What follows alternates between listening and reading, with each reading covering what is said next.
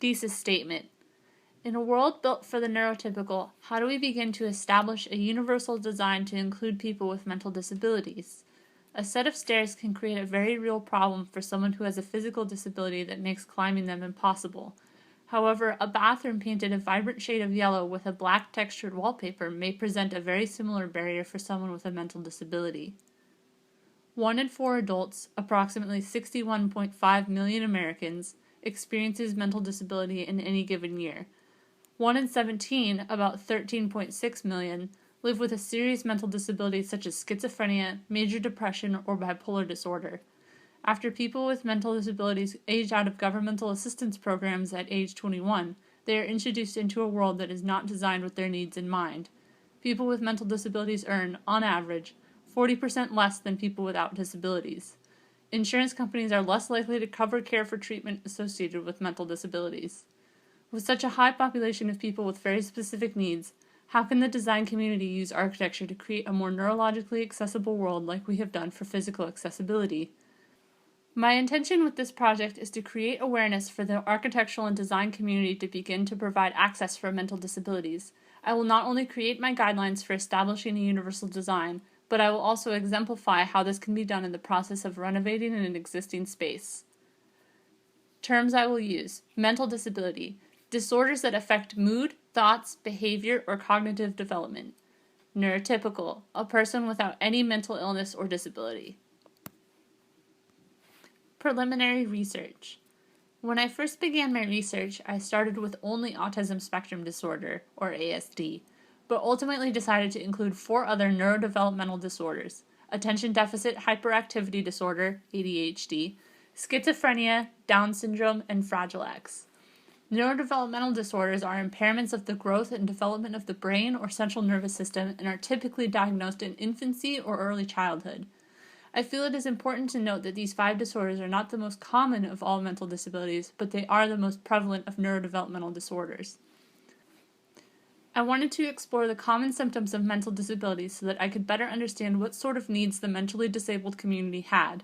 I researched the 5 disorders on the National Institute of Mental Health website. As my first exercise, I wrote each disorder with their corresponding list of symptoms underneath, then began making connections between repeated symptoms. Although after doing this initial step, I realized that not every symptom matched perfectly with another. The symptoms could be divided into 4 categories: physical, mental, communication, and social symptoms. I took my original list and wrote them out again, this time dividing into 4 categories: social symptoms, communication symptoms, mental symptoms, and physical symptoms. Social symptoms are symptoms that affect a person's social behavior. For example, trouble making eye contact, being shy, or difficulty waiting for their turn. Communication symptoms are symptoms that affect a person's speech patterns, such as stuttering, difficulty being quiet, or using words that have special meaning only to the user. Mental symptoms are those that affect a person's ability to think clearly, learn new information, or sensitivity to light, noise, texture, and smell. Physical symptoms are actions or motions that a person may express with their body, such as smacking legs, arms, or body with objects, arm waving, or walking in patterns. Due to bias within the medical community, neurodevelopmental disorders such as autism spectrum disorder, ADHD, schizophrenia, and others are often misdiagnosed or undiagnosed in women and girls as well as children and adults of color. So the symptoms listed are not a perfect illustration of every person with these disorders. It is important to understand that though 2 people may have the same disability, they may express it in a drastically different way. Fragile X. Social. Afraid or anxious in new situations. Trouble making eye contact. Trouble paying attention. Shy around new people. Hyperactivity. Aggressive behavior. Trouble understanding social cues. Communication. Trouble speaking clearly, stuttering, or leaving out parts of words. Develop language at a delayed pace. Language processing difficulties. Mental. Impaired ability to think, reason, and learn. Sensitivity to light, noise, texture, and smell. Physical. Aggressive movements like smacking legs, arms, body, either with their own limbs or against furniture or solid objects. Repetitive motions or movements. Attention deficit hyperactivity disorder. Social. Trouble following instructions, impatient, make inappropriate comments, difficulty waiting their turn. Communication. Interrupt frequently, talking nonstop, difficulty being quiet. Mental. Easily distracted, forget things, high frequency in switching between tasks or activities. Difficulty focusing, become bored easily with a task, trouble completing assignments, losing personal belongings, sensitivity to light, noise, texture, and smell. Physical. Fidgeting or squirming, dashing around, trouble sitting still, constantly in motion. Autism spectrum disorder. Social. Trouble making eye contact, trouble understanding social cues, failure to look, listen, or respond, rarely seek to share their enjoyment of toys or activities, respond unusually to social cues. Communication. Fail or be slow to respond to their name or other verbal attempts to gain their attention. Fail or be slow to develop gestures such as pointing and showing things to others. Coo and babble during first year but then stop doing so. Develop language at a delayed pace. Learn to communicate using pictures or their own sign language. Speak only in words or repeated phrases. Echolalia. Use of words that seem odd, out of place, or have special meaning to the user. Mental. Problems with working memory, sensitivity to light, noise, texture, and smell. Physical. Repetitive motions such as arm waving, walking in patterns, moving fingers or eyes, etc. Schizophrenia. Social. Lack of ability to begin or sustain planned activities. Trouble focusing or paying attention. Communication. Speaking little even when forced. Mental. Hallucinations such as hearing, seeing, smelling, or feeling something that no one else can hear, see, smell, or feel. Delusions. Believing something to be true even though it is false.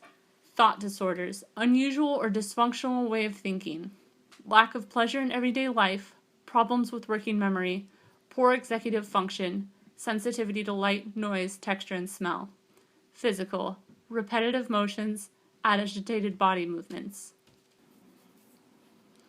Down syndrome. Social. Impulsive behavior. Poor judgment.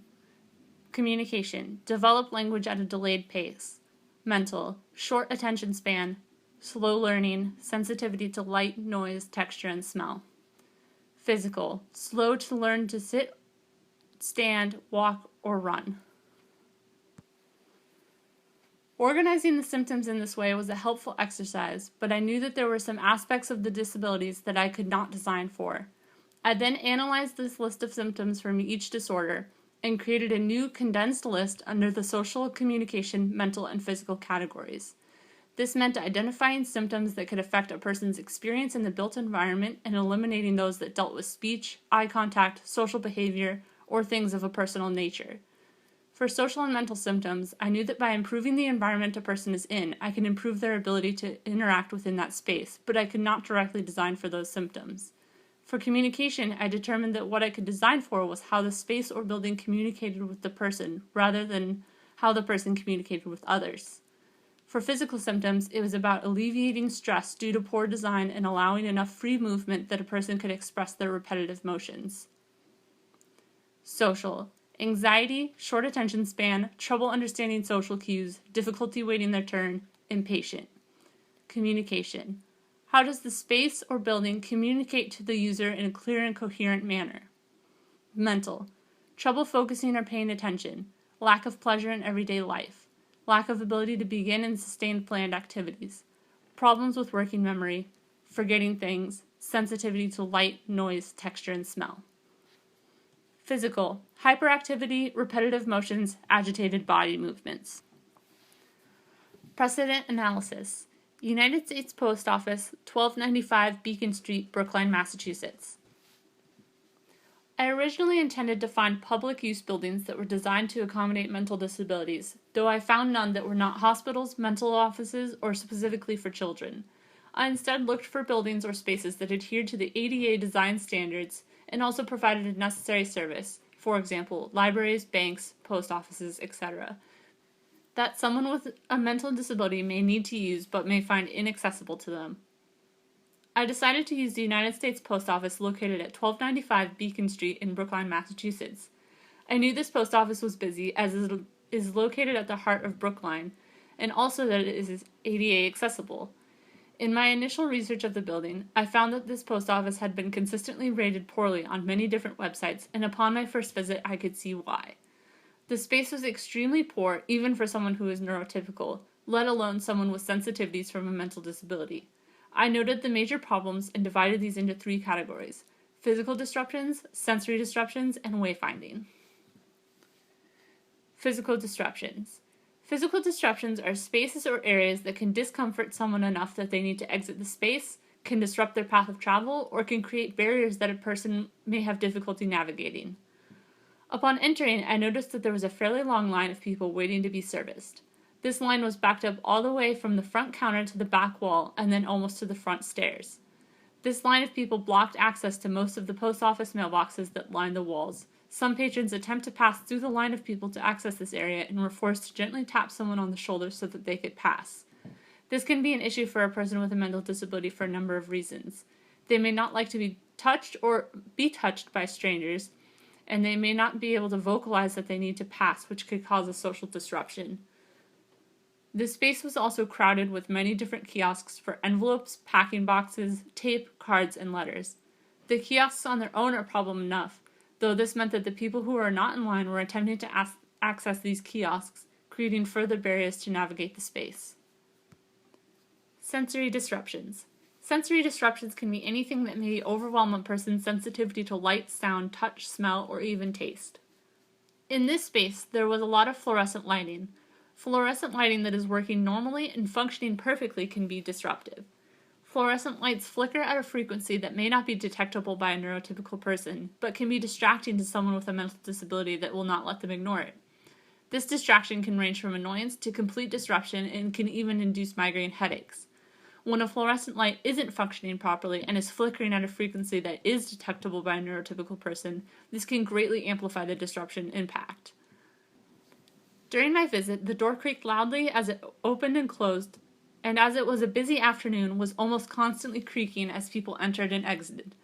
I also made note of the railing surrounding the stairs and a wheelchair ramp having an extremely busy pattern. Patterns can be difficult distraction for some people with mental disabilities, especially if the pattern is not perfectly repeated and is broken. The floor tile all throughout the building was a mix of speckled yellow and gray-blue tiles. This may seem unimportant, but color can be a huge factor for someone with a mental disability. Warm tones, like yellow, red, and orange, can be viewed as loud or threatening and can completely change the way a room feels to someone.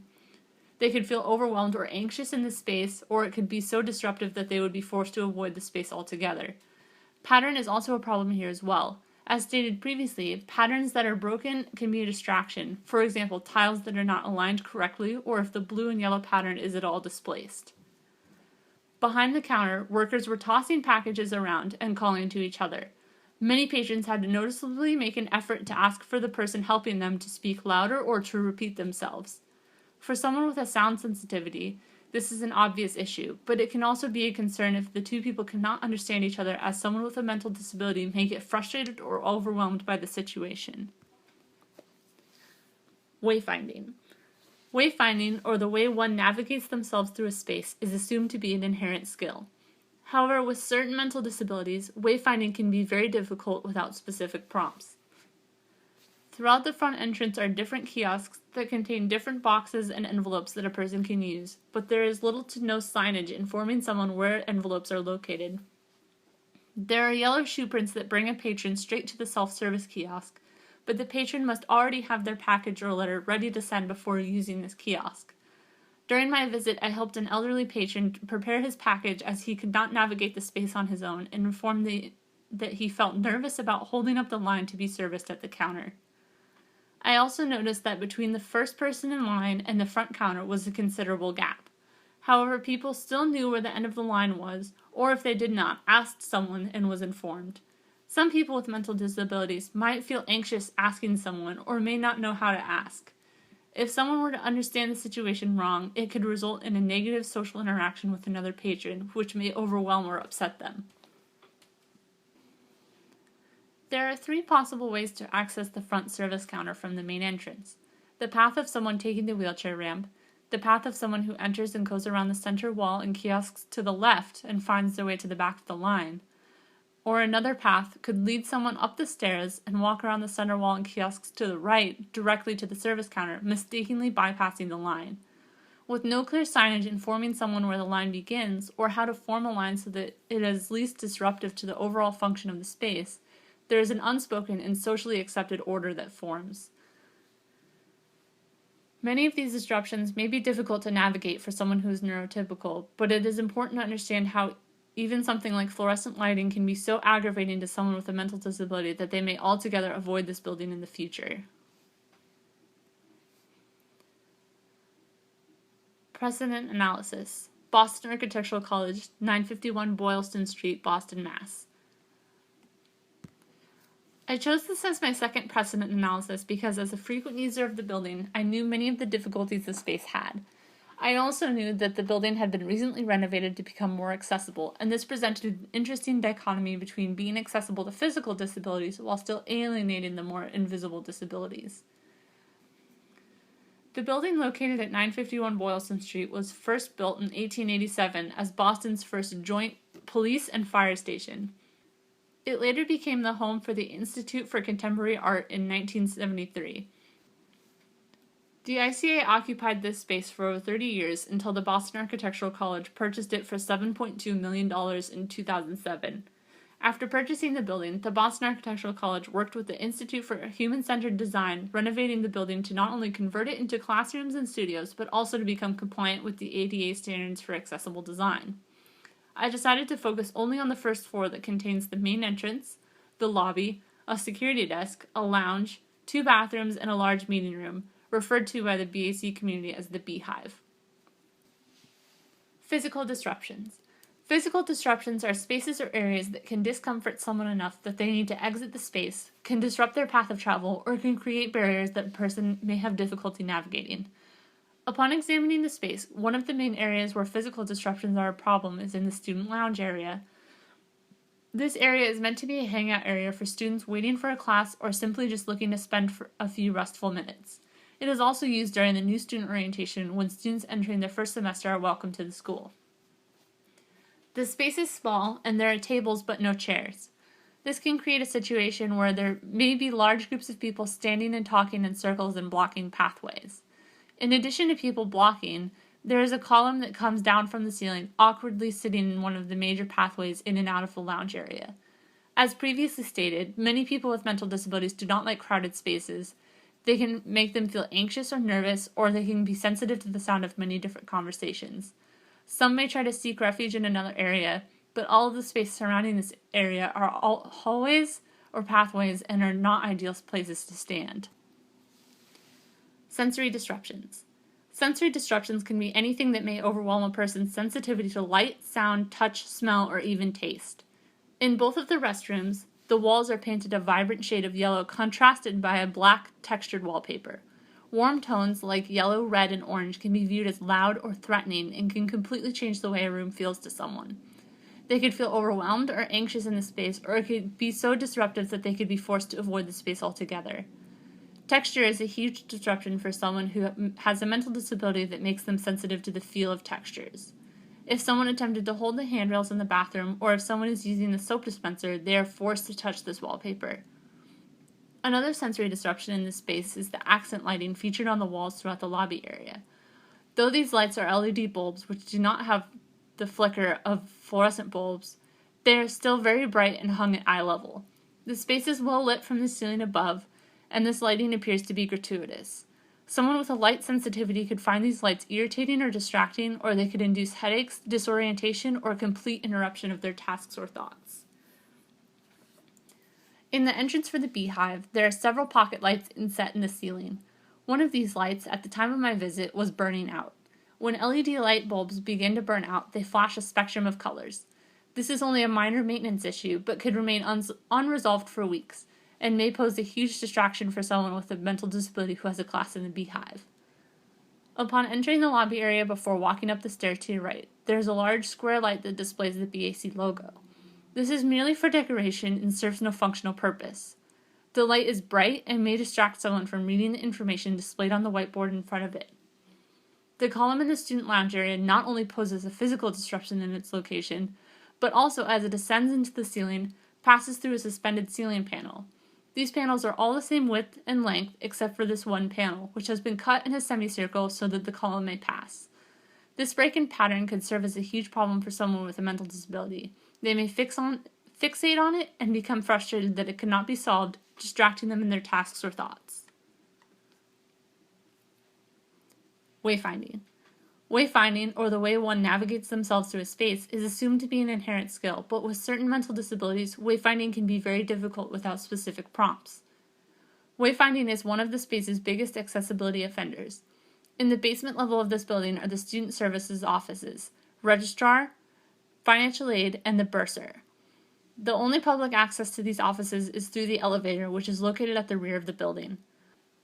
Upon entering, there is one small sign near the security desk that reads S, Student Accounts, Registrar, Financial Aid, with a small arrow directing someone to the left. Another sign with the same information appears on the wall next to the wheelchair ramp, and a third sign is located above the call buttons for the elevator. These signs are small and do not provide information that the elevator is the only way to access these offices.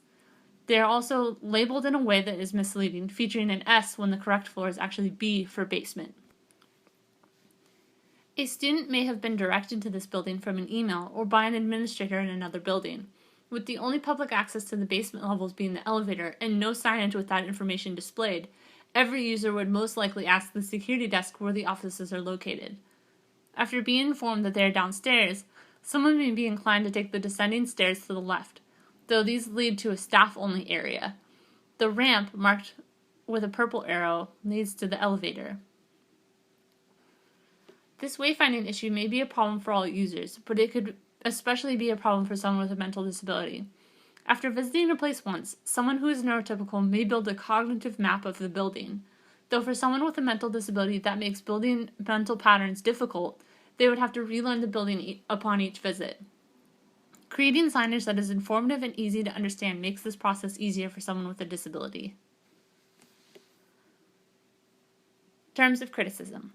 After completing my precedent analysis, I decided to use the BAC building at 951 Boylston as the basis for my project. I made this decision based on the understanding that the types of public use spaces I had been looking at, for example banks, post offices, etc., could generally be avoided by someone. However, if you are a member of the Boston Architectural College community, you cannot avoid the building at 951 Boylston. New students attend orientation here, there are classrooms, studios, and necessary student services located here. I then used what I learned from my precedent analysis and my research to form my terms of criticism. Terms of criticism are specifications that I believe are essential to designing a space that is accessible to mental disabilities. With each term, I give an example of how 951 Boylston is not adhering to that term, and provide an example of the space that is performing favorably to that term. With each term, I also provide related quotes obtained from personal interviews with individuals who have a mental disability or who have family with a mental disability, or from online forums where people who have a mental disability or have family with a mental disability discuss their experiences. Terms of criticism. Does the space maximize readability? Does the space accommodate for overstimulation? Does the space have consistent patterns? Does the space have clear and open circulation? Does the space have a connection to nature? Does the space maximize readability? Quote, permanent objects within a given space, like chairs around a table, should all appear to be the same, so slight modification will not cause disruption. Quote, large permanent objects such as counters or storage should be fixed in a place so that they cannot be moved around this space. The student lounge lacks any readability or an immediate sense of understanding what the space should function as. The lounge space in front of the beehive is currently rarely used. There are wheeled tables in the space, but do not serve any particular purpose. These tables can be moved about, and often people attempt to sit on them, but due to their height, it is quite difficult. There are no other permanent pieces of furniture meant for sitting. The room pictured to the bottom left features large pieces of furniture that are carefully arranged. The readability here is clear upon entering the room what it is intended for. The furniture is of such a size that it would not be easily moved by someone casually using the space. However, it is not too large that if the room were used for another purpose, it could not be removed. This adds to the readability of the space, meaning that the space will almost always remain the same, keeping the space predictable and minimizing disruption. Does the space accommodate for overstimulation? Quote, color is a big factor for people with disabilities. Most find warm colors like red, yellow, and orange to be loud or threatening. Quote, texture is huge. My husband will not sit in a car or on a couch if it does not have the right feel or texture. The same with my son. He will not touch or go near something that has a loud texture or if it has too much information on it. Texture is so big that my husband hates to be touched and will avoid it at all costs. He hates it that much. Quote, multiple friends mentioned their kids disliking automatic hand dryers and toilets. I most definitely agree. If an automatic hand dryer needs to be used, at least give a towel option, and pick dryers that aren't incredibly loud. The bathrooms in 951 Boylston are the best examples of overstimulation, featuring bright yellow paint, black textured wallpaper, and a loud and ineffective hand dryer. These things alone would be difficult disruptions, but together they create a space that is altogether inaccessible. For more examples of sensory disruptions in 951 Boylston, turn to pages 18 and 19. The classroom picture to the right has a muted color palette of blue, green, and an extremely pale yellow. This space is lit by natural light, the furniture is the same and consistently spaced, and the clock, chalkboard, and notepads are hung centered. To avoid overstimulation, a space must think about sensory factors such as light, sound, texture, smells, and patterns. Does the space have consistent patterns? Quote, repetition and off-center things. If there are things such as light fixtures that are repeated often, my son will stem or walk back and forth while looking up and watching them. Off-center things agitate him and will make him want to fix that item. Having consistent patterns is an important factor, as it can be a small problem that can become a large disruption for some people with mental disability. Also, patterns are found in many different aspects of design. Ductwork, vents, lighting, ceiling, and floor panels, window placement, use of color, outlet placement, even things down to doorknobs and handrails must all be consistent. Consistency means that not only do the items match in things like color, texture, finish, and style, but also in size, shape, and placement in the room. For example, the picture to the left depicts a ceiling panel in 951 Boylston that has been cut to allow a column to pass through, thus breaking the pattern established in the ceiling panels. The room pictured below has lighting that is recessed into the ceiling, with each light being the same number across each row and column, as well as being consistently spaced apart from one another. The person designing this pattern may not have intended for it to be accessible, but by doing this they avoid the distraction of a broken pattern. Does the space have clear and open circulation?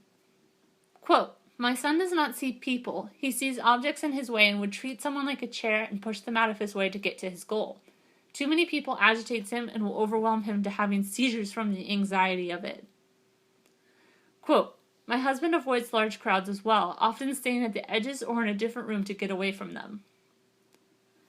Having clear and open circulation is as much about maintaining clear paths of travel as it is about making sure that the paths of travel are only for travel and not for being used as temporary space for standing or storage. The student lounge area in 951 Boylston is small and does not function well as a lounge. Therefore, when there is an event or a large group of people in this space, people may move to stand in the hallways or pathways. This can be a problem for a multitude of reasons. Many people with mental disabilities do not like crowded spaces. They can make them feel anxious or nervous, or they can be sensitive to the sound of many different conversations. The space pictured on the bottom right shows a lobby area where the seating is placed on the outer edges next to the windows. On the other side are the elevators, and in between is a large open space where people could stand and congregate without impeding anyone's access to both the elevators and the seating. By creating clear and open circulation, the space can be used properly and without impeding anyone's accessibility. Does the space have a connection to nature? My last term of criticism came from my research of mental disabilities rather than from my precedent analysis. Numerous studies show the mental health benefits of having plants in a home or office. The American Horticultural Therapy Association says that the having of plants indoors can increase self-esteem, improve mood and sense of well-being, reduce stress, anxiety, and depression, increase feelings of calm, relaxation, and optimism, and increase sense of stability and control. A study from Texas A&M University showed that the workers who were in a room with potted plants generated 13% more ideas than workers in a room with only art. Indoor plants can also improve concentration, memory, and attention. A study by the University of Agriculture in Norway found that the indoor plants could even help fight colds, decreasing cold-related symptoms by 30%. Some of these benefits have obvious relation to assisting mental disabilities. However, reducing the common cold may seem like a simple perk. Many people with mental disabilities build routines or patterns of behavior when performing tasks during the day. Some of these routines may include specific people that they interact with. By improving health and well-being of all individuals, it also means that fewer sick days are used and thus maintaining these routines. Having a green area such as the wall of planters pictured at the bottom left is an excellent way to bring plants indoors and maximize surface area in a small space. Informing design, new construction. After completing my research and my terms of criticism, I felt it pertinent to create a set of criteria that may inform others in the architectural, construction, and design fields to understand how to design a neurologically accessible environment. This first set of criteria is meant to be helpful during the process of new construction or design. These may seem like the kinds of practices that any designer or contractor should be implementing, but the fact remains that they are often not realized. By establishing the importance of these criteria, design will not only be acknowledging mental disabilities, but will also be creating superior spaces for everyone. Though there may not be a perfect design plan where every single user is fulfilled, by making the effort to have a space be as accessible as possible, we are closing the gap between access and exclusivity. When designing a new space, here are the 11 most important things to keep in mind to improve accessibility. 1. Avoid bright colors and black and white when possible. Stick to a soft palette of blues, greens, purples, grays, browns, and off-white. Paint colors should never be glossy. Use a satin, eggshell, or matte finish to avoid glare from lighting and sunlight. 2. Avoid breaking patterns whenever possible. This means account for ceiling tile, floor tile, wallpaper, and wall tile, and lighting fixtures to maintain a steady pattern throughout the space. In small places like bathrooms, hallways, workspaces, and classrooms and offices, avoid printed patterns in carpeting, furniture, wallpaper, and tile work. 3. Use diffused natural lighting whenever possible, as direct sunlight may be a problem for some people. If artificial light is necessary, always use LED light bulbs and never fluorescent bulbs. 4. Account for spatial relationships. Keep areas meant for circulation clear and open, and provide areas meant for pause or leisure to the side. 5. Provide clear signage for wayfinding. Always accompany graphic images and color coding with text. Display text in a clear and legible font. Provide landmarks or "You Are Here" labels on maps to help orient the user, and provide lighting so that the sign is readable and does not have glare. Place floor-specific maps or signs on each floor near elevators or stairs, especially in multi-floor buildings. 6. Provide options for users to change their environment even slightly. Window shades that can be pulled up or down, dividers that can be placed between desks or cubicles, and personal desk lighting. 7. Provide a hand towel option as well as a hand dryer in all bathrooms. Use high-efficiency hand dryers to minimize length of use and therefore noise. Avoid using automatic flush toilets. Instead, use toilets that have a two-flush system. 8. Design with consistent patterns in all ductwork, vents, lighting, ceiling, and floor panels, window placement, use of color, outlet placement, doorknobs, handrails, etc. Consistency means that not only do items match in things like color, texture, finish, and style, but also in size, shape, and placement in the room. 9. Make sure that maintenance staff are equipped to replace bulbs, signs, broken tiles, fix creaking doors and windows, etc. 10. Provide access to nature. This can be access to exterior gardens or lawns, windows with views to nature, an indoor garden or green space, or living potted plants. For added benefits, use a plant that is known for air filtering qualities. 11. Avoid overstimulating lights, sounds, textures, and smells. Accent lighting should not be used unless it is dim or serves a purpose. If a video screen of any kind must be used, place them only in public areas or make sure they can be turned off if they are in private areas. Sound clips or music should be played at low volumes in public spaces and should not play in private areas. Touchable textures should be kept to a minimum and should not be used on things like handrails, furniture, doors and windows, and walls that may be frequently touched. Steel, wood, porcelain, or another smooth surface can be used in place of textured wallpaper, stone, or tile. Do not use artificial air fresheners, especially ones that cannot be turned off or removed from a room. Informing design, renovation. Designing for accessibility does not always have to happen with new construction. Renovating an existing space can be an appreciated relief for everyday users of the space and can also welcome new users. Here I will display some examples of how to renovate an existing space in small ways that have a large impact. Some of these may seem like small or insignificant changes, but just as removing a barrier from a wheelchair ramp can accommodate someone with a physical disability, making changes like these can remove an invisible barrier for someone with a mental disability. In the bathrooms of 951 Boylston, a simple coat of paint and removing some of the wallpaper creates a much more inviting space. The soft blue is an improvement from the harsh yellow color, and the wallpaper still provides easy cleaning for the walls surrounding the fixtures, but does not provide a negative impact upon someone entering the room. Since the space has an existing towel holder and trash can, it is an easy fix to provide hand towels in addition to the existing hand dryer. The student lounge area in 951 Boylston is small and does not function well as a lounge. People have nowhere to sit, and when there is an event or a large group of people in this space, those who do not find a comfortable place to stand in the lounge are forced to stand in hallways or walkways. Removing the tables and placing some large furniture in the space can solve many of the disruptions that this space causes. By providing lounge furniture, the space can function as a lounge, providing readability. By using large pieces, everyday users are less inclined to move the furniture around, providing predictability. However, during events or orientation, the furniture can be removed and the space can be reconfigured as needed.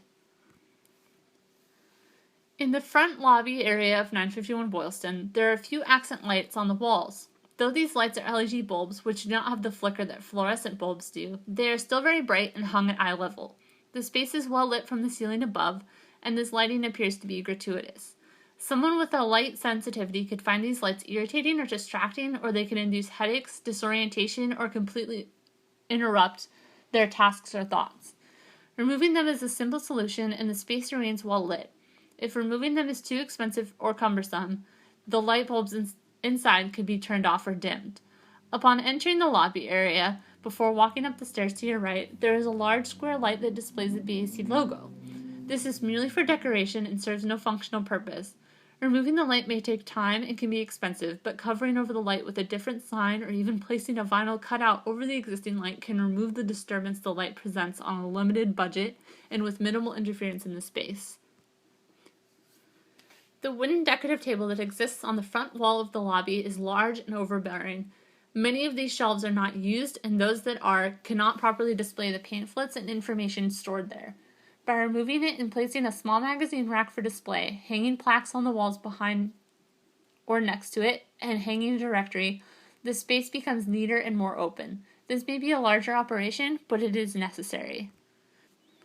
With the left side of the wall for displaying pamphlets and other information tucked away, the right side of the wall can be used to install a large directory that users can use for wayfinding.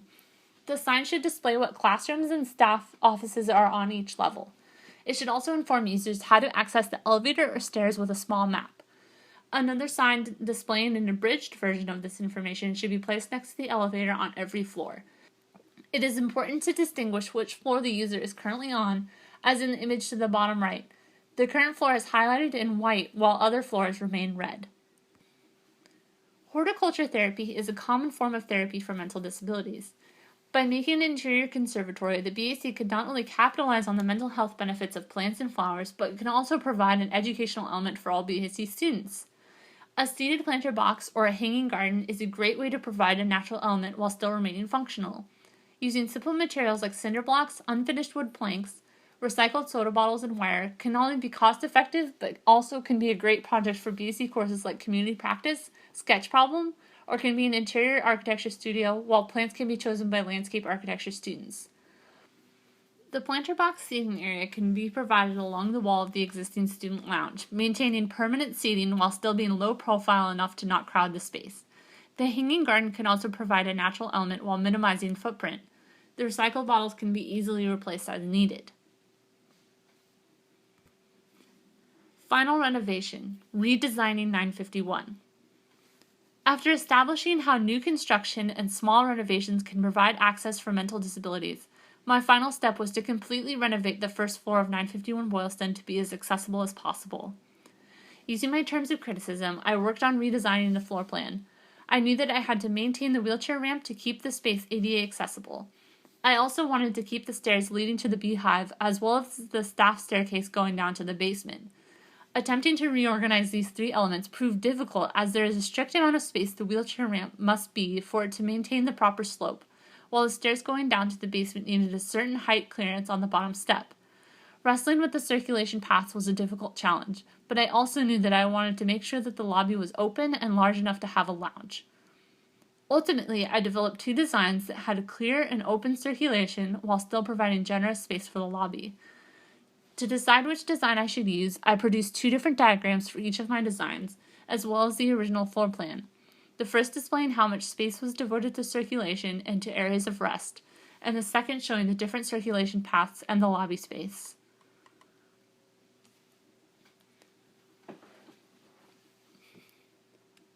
I ultimately chose my second design. It used the space in the most effective way while still maintaining the staff stairs down to the basement, the wheelchair ramp, and the stairs into the beehive. Does the space accommodate for overstimulation? To accommodate for overstimulation, directories are placed in key areas to help orient users. Upon entering the space, one sign is placed at the column closest to the entrance. Another sign is placed on the wall at the end of the ramp and next to the elevator. With a more open concept, the space can utilize more natural light.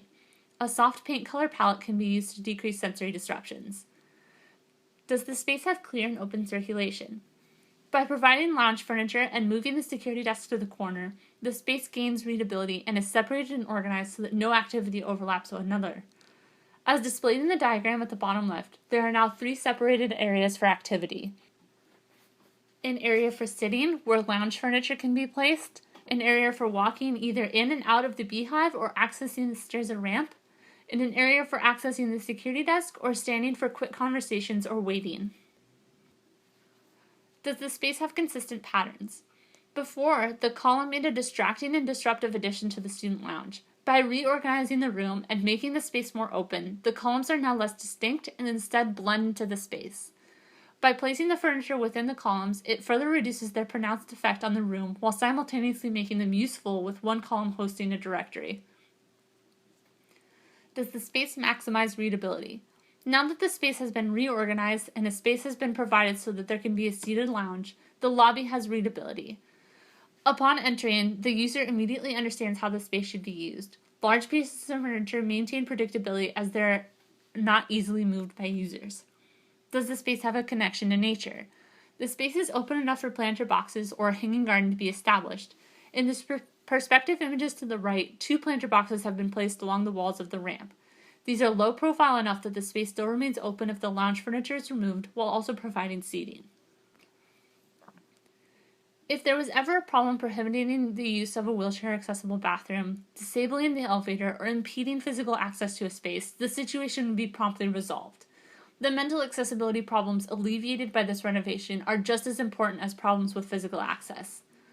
The lobby is the face of 951. By renovating this space to become more accessible for mental disabilities as well as physical disabilities, the BAC is establishing their commitment to accessibility. By using this renovation as an example, the BAC can further establish accessibility throughout both 951 Boylston and 320 Newbury. Not only does this design impact BAC students with mental disabilities using the space, but it can make a significant change in BAC students learning to design by looking at the design around them. The BAC is an extremely diverse population of students from the farthest reaches of the globe coming together to learn design principles. If the BAC can establish the importance of mental accessibility in their campus, they can vastly influence the way these students design for and view accessibility. Conclusion. The intent of this project is to raise awareness to the experience of millions of people for whom accessibility may not be readily designed.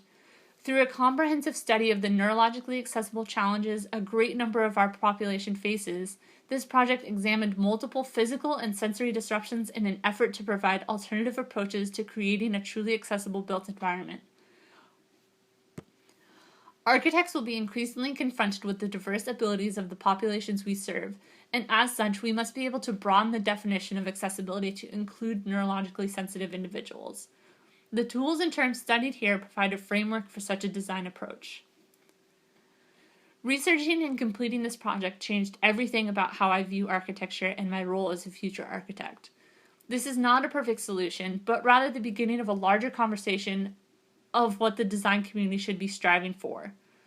A conversation that will be iterated on again and again, and I believe that conversation begins here at the BAC. If the BAC hopes to educate students to be the forefront of innovation, they must begin to incorporate mental accessibility and accessibility in general.